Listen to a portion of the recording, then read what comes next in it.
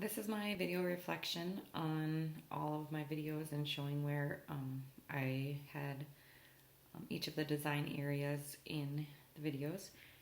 So starting with the design area 1, providing and communicating clear learning goals. That was in video 1. The beginning time was 33 seconds and the ending time was 5 minutes and 27 seconds. And in this part is where I shared the new scale with the students, had it up on the screen, went through each of the levels that they would, and the skills that they would need at those levels for our new unit that we were starting, and then went into the specific skills we'd work on that day and where they fell on the scale, whether they were a level 2 or level 3 skill.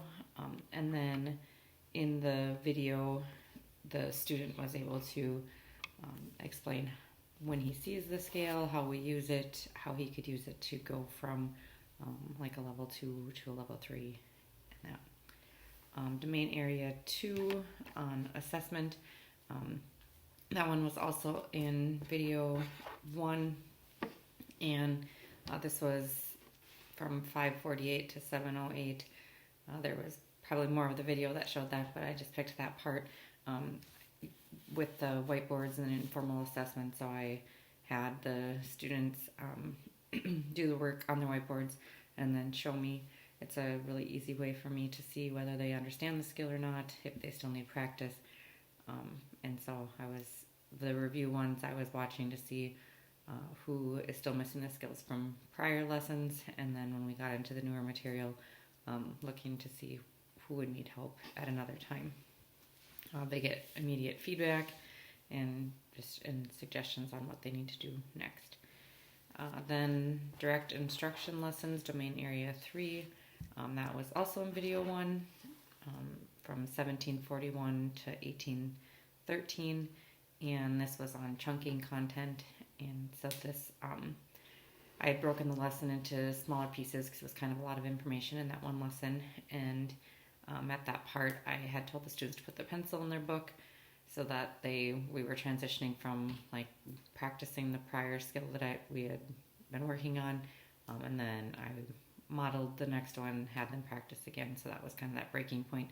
And then the student was able to describe how I chunk content and break it up, and that is also in that video piece.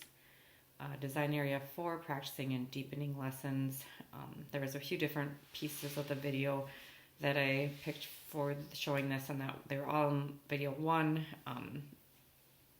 A big part of it was the 5 minutes and 48 seconds to 24 minutes and 36 seconds, and that was really where we were practicing the skill. So I modeled the skill, they practiced on their whiteboards, I correct any errors. It was kind of that whole piece of practicing in the lesson. And then the other pieces I put towards the end of the video were with the students talking, because they're explaining how I also do practice sessions outside of that. Like if during that first practice session, if I see students that are struggling, then when they have work time, they come back and work with me to practice some more, or they can choose to come back and work with me if they felt like they weren't understanding and needed my help. Design area 5, knowledge application lessons. That was in video 3, and specifically the second video with the students. That's where you see the evidence of it. The other part was me kind of explaining it, but the students are working on their complex task. They're engaged in it. They're talking, kind of saying what they think and then saying why they think that that's the case, so defending kind of their claims that they've made and why they can eliminate someone as a suspect and so forth. And that was the beginning, really that whole video, the 40 seconds of it. Design area 6, strategies that appear in all lessons. That was also video 3, towards the end, 4 minutes and 20 seconds to 4 minutes and 38 seconds. And this was on how I organize students to interact.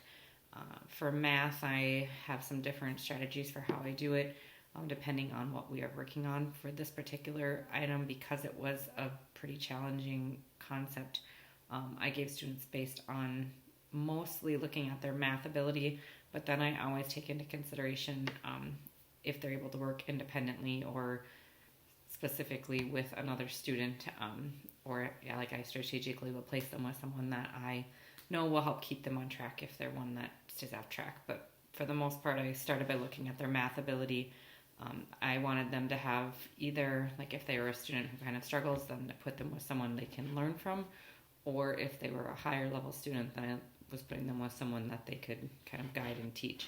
But I didn't want the gap too big, so I specifically put like a higher student with a middle student and then a middle student with a lower student, so they didn't have too big of a range.